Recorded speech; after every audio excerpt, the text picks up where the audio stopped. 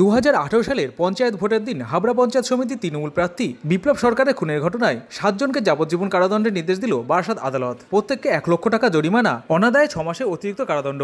14 মে 2018 পঞ্চায়েত ভোটের শেষ বেলায় হাবড়া 1 নম্বর ব্লকের পঞ্চায়েত সমিতির বেরুম 2 পঞ্চায়েতের 3 নম্বর প্রার্থী বিপ্লব সরকারকে স্থানীয় জামতলা টিএমডি পার্টি অফিসের মধ্যে ঢুকে গুলি করে খুন করে দুষ্কৃতীরা। এই ঘটনায় মোট 17 জনের বিরুদ্ধে চার্জশিট জমা দিলেও 9 জনকে গ্রেপ্তার করে পুলিশ। মামলা চলাকালীন তারা জামিন পায়। তাদের মধ্যে এক অভিযুক্ত সুজিত দাস পলাতক। আজ সুজিত দাস ছাড়াই বাকিদের যাবজ্জীবন সাজা দিল বারাসাত আদালত। পানিশমেন্ট যাবজ্জীবন কারাদণ্ড এবং এখনকার নিয়ম অনুযায়ী যাবজ্জীবন কারাদণ্ড মানে হচ্ছে লাইফ ইমপ্রিজনমেন্ট, মানে হচ্ছে টিল ডেথ, এবং যতদিন পর্যন্ত বাঁচবে ততদিন পর্যন্ত এরা জেল খাটবে এবং এটা সশ্রম কারাদণ্ড। প্রত্যেকেরই লাইফ হয়েছে 302-তে এবং 307-এ এক্সট্রিম ক্যাপিটাল পানিশমেন্ট দিয়েছে লাইফ। 147, 148, 149-এ পানিশমেন্ট হয়েছে 1 বছর।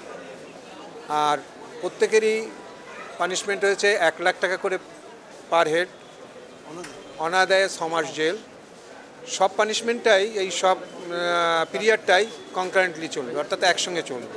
তার এগেনস্টে তো ওয়ারেন্ট হয়ে আছে, আনা যায়নি। এটা এখন আমাদের ডিপার্টমেন্ট চেষ্টা করছে তাকে ধরার জন্য। জজ সাহেব বিচার বিশ্লেষণ করে দেখলেন যে ভায়োলেন্সের ভিত্তিতে ওনার জাজমেন্টে উনি লাইফ দিয়েছেন সবাইকে। নিশ্চয়ই অ্যাপিলে যাব। কি এই মামলাতে এমনি তো 13 জন এখনো পালিয়ে আছে, ঠিক আছে, আর এরা এই কয়জন বিচার ফেস করেছে। সেখানে দাঁড়িয়ে এমনও দেখা গেছে যে রাজনৈতিক যে ভায়োলেন্সটা আমরা শুনতে পেয়েছি বা জানতে পেরেছি, সেই সংক্রান্ত যে এভিডেন্স আসেনি কিন্তু কোর্টের কাছে। কে ক্যান্ডিডেট সেই কাগজ আসেনি, ইলেকশনটা যে ওই দিন হয়েছিল সেই সংক্রান্ত কোনো কাগজ আসেনি।